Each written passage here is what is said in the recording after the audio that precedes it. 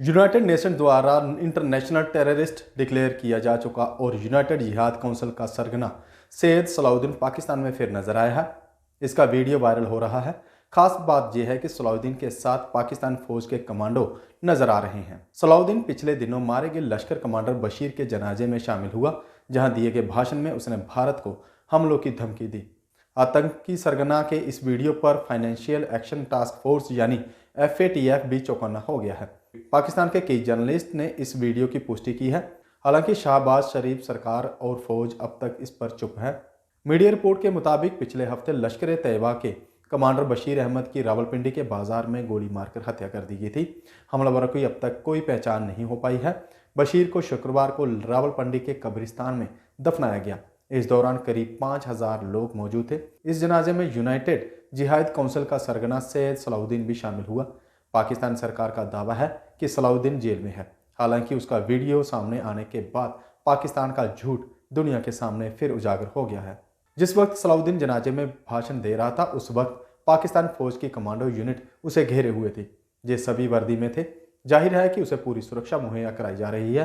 रावलपिंडी को पाकिस्तान का सबसे ताकतवर शहर भी कहा जाता है। इसकी वजह से यही पाकिस्तानी आर्मी का हेडक्वार्टर है।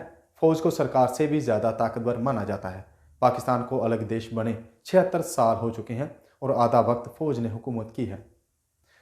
सलाउद्दीन 1989 से एक्टिव है। वो मूल रूप से कश्मीर का रहने वाला है। उसके बेटे को पिछले साल सरकारी नौकरी से बर्खास्त कर दिया गया था। सलाउद्दीन को 2017 में UN ने इंटरनेशनल टेररिस्ट डिक्लेयर किया था। पाकिस्तानी जर्नलिस्ट कमर चीमा और आलिया शान के अलावा आरजू काजमी ने सोशल मीडिया पर बताया है कि सलाउद्दीन रावलपिंडी में ही है और वो जहां फौज की सरपरस्ती में खुलेआम घूमता है। हिजबुल आतंकवादी बशीर अहमद पीर की हत्या को पाकिस्तान में मौजूदा आतंकवादी संगठनों के बीच आपसी खींचतानी का नतीजा बताया जा रहा है। बशीर अहमद पीर को सैयद सलाउद्दीन का दाहिना हाथ बताया जाता है। वह पाकिस्तान अधिकृत कश्मीर में हिजबुल का लॉन्च पैड संभालता था और नए आतंकवादियों के लिए पैसे और हथियार का बंदोबस्त करता था।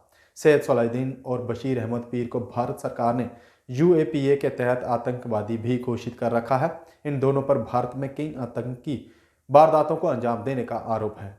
सैयद सलाउद्दीन हिजबुल मुजाहिदीन का सरगना और यूनाइटेड जिहाद काउंसिल का प्रमुख है। सैयद सलाउद्दीन का पूरा नाम सैयद मोहम्मद यूसुफ शाह है। 26 जून 2017 को अमेरिका के विदेश मंत्रालय ने उसे स्पेशल नॉमिनेटेड ग्लोबल टेररिस्ट घोषित किया था। हालांकि उसके तुरंत बाद उसे POK के मुजफ्फराबाद के सेंट्रल प्रेस क्लब में पाकिस्तानी मीडिया से बात करते हुए देखा गया था। सैयद सलाउद्दीन का जन्म 18 फरवरी 1946 में कश्मीर घाटी के बडगाम के सोईबग में हुआ था। उसके पिता भारत सरकार में डाक विभाग में काम करते थे।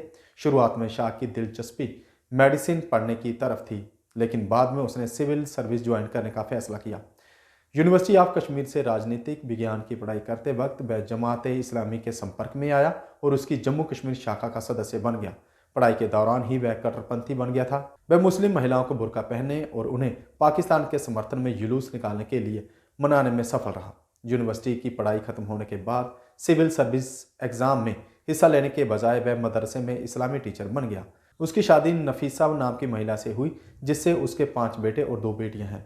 सैयद सलाउद्दीन ने 1987 में जम्मू और कश्मीर से मुस्लिम यूनाइटेड फ्रंट के टिकट पर श्रीनगर की अमीरा कदल सीट से चुनाव भी लड़ा था। हालांकि वह भारी मतों से चुनाव हार गया और इस सीट से नेशनल कॉन्फ्रेंस के गुलाम मोहिउद्दीन शाह जीत गए।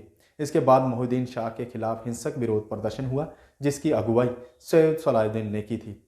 इस मामले में सैयद सलाउद्दीन को गिरफ्तार कर जेल भेज दिया गया। 1989 में रिहा होने के बाद सैयद सलाउद्दीन ने कश्मीर में हिंसा फैलाने के लिए हिजबुल मुजाहिदीन की स्थापना की।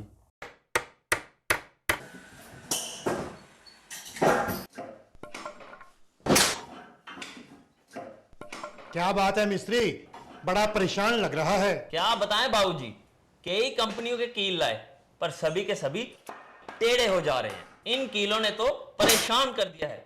परेशानी दूर करनी है तो RK इंडस्ट्रीज के स्ट्राइक ब्रांड के कील और कब्जे ही उपयोग करो, जो देते हैं मजबूती की गारंटी।